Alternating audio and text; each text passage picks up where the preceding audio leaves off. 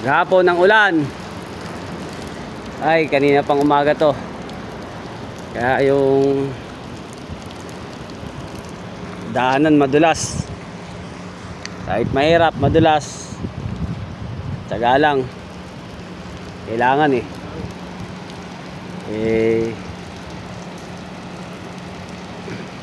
walang magagawa dahil kasama sa trabaho ang mabasa ng ulan. Oh, dahan-dahan lang ha. Mag-ingat kayo. Ingat. Napakadulas.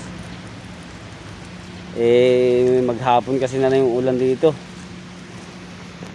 Dito pa naman sa amin. Ang patakaran, kung galing ka sa initan at umulan, pahinga ka. Pero kung maghapon, mula umpisa umaga, ulan, kailangan nakahanda kang mabasa. Kung hindi ka nakahandang mabasa sa maghapong ulanan, tigil ka, pahinga ka muna kung hindi mo kaya. Pero yung kaya naman, tuloy ang trabaho. Tulad ng mga to, yan sabi ko naman sa kanila kanina, ulan to, maghapon, tatrabaho ba tayo? Kaya naman daw nila. Kasi ang patakaran dito, halimbawa, umaga, init. Babad sila sa init hanggang tanghali, tapos biglang umulan ng mga, halimbawa, umulan alauna.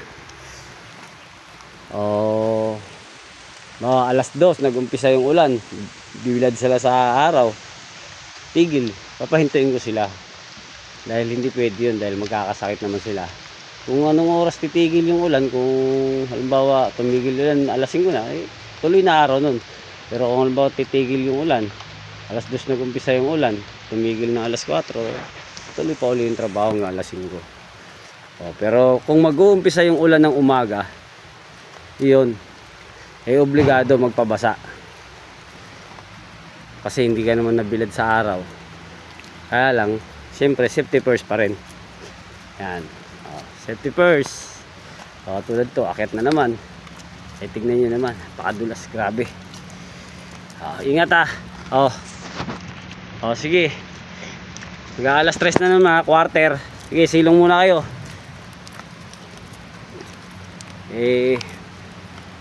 Nakailang palit na rin naman kayo ng damit. Sige. Yan. Silong.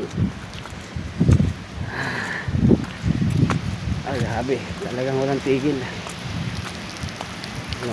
Pag hanggang bukas to, malamang walang pasok.